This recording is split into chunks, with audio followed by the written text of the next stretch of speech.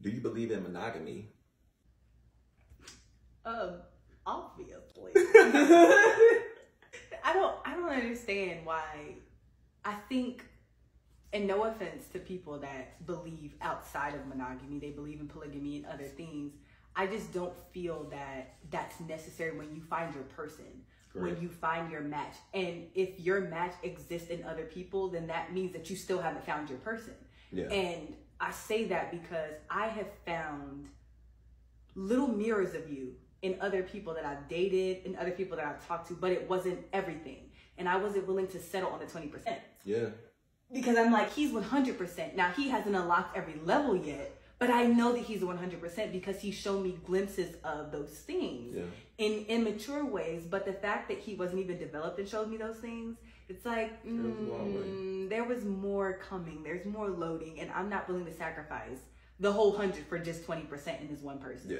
So if that means that I have to leave this person and then go find another person, it's like, okay, you're giving 10%, and it's cute, but I need the whole 100. It's like, I'll just wait for that one person to get the full 100. And I know that for some people, it's like, no, I'd rather be, and that's just the root of it. The root of it is you have to have a polygamous relationship or have multiple partners or share yourself with multiple people because you don't trust yourself and the universe enough to bring you one person that embodies all that. Because it's like, well, that means that they're a perfect person. They exist. They exist. You just have to. You might not get it all at once. Right. And that's where I think people don't understand, like, oh, well, it's supposed to come all at once. No, it's not, because different challenges, there are stages to creating a diamond. It's not just a one thing. You have to go find it. Then it's in a cold form. So then you have to take it outside of one form to put it in its regular highest form, what we appreciate now. But it went through things. And that's what you did. You went through healing curves. You went through healing your childhood trauma. Like, you went through the growth, the maturity, and all of that. But it took time. And I knew that I was going to have to, endure it. Yeah. But then I had a mirror that was like, no, you're going to have to do the same thing, because you can't be a scrub with a diamond. Yeah. Like, that's not how this works. You can't be cubic zirconium when you're meant to be, like 10 carats. Like, you got to match his carats, and you're not matching because you're a dupe. And we need you to brush that stuff off, lose the baggage. And I can't say this. Yeah. I've seen a polygamous relationship work, but it wasn't for the goal of achieving a relationship for that other person, like a soul partner. It wasn't for that. It was literally to build their personal goals. So they bought houses, they bought land, businesses, things like that, because they can use different names, and they had this working relationship. So in that respect, cool, if you want to do that, fine, but don't try to find your person out of that deal. Right. Like, you have to separate the mission from the emotions. And I don't think either male or female, I don't think people know how to separate the emotions sometimes. Right.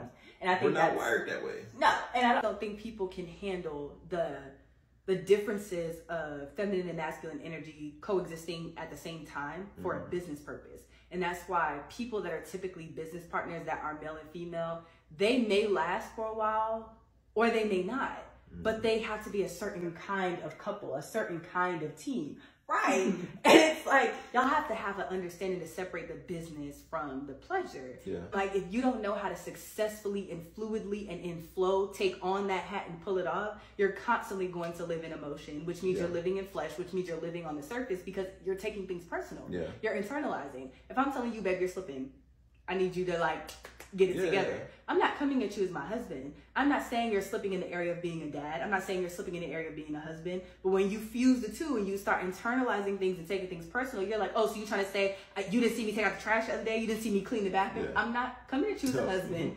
But on a work level, you missed it. You were supposed to send that email at 8. Right. It's 2 o'clock. You have to be able to be held accountable at each level. And I don't think some people are willing to do that. Yeah. And that's okay. That's okay to don't start a business with your partner. Don't be a couple business. I just had an epiphany. Like, when you think of the word relationship, right? The end is a ship. We all know that a ship moves, it travels. Right. And it, in this case, is carrying a relation. So in order for that relationship to work, you have to understand that it's always going to be work. It's always going to be traveling. It's always going to be moving. Yeah. And that ship can sink.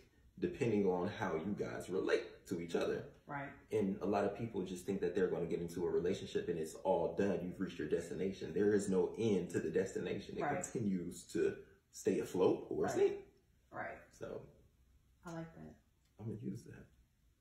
This was amazing. This is a conversation opener for real.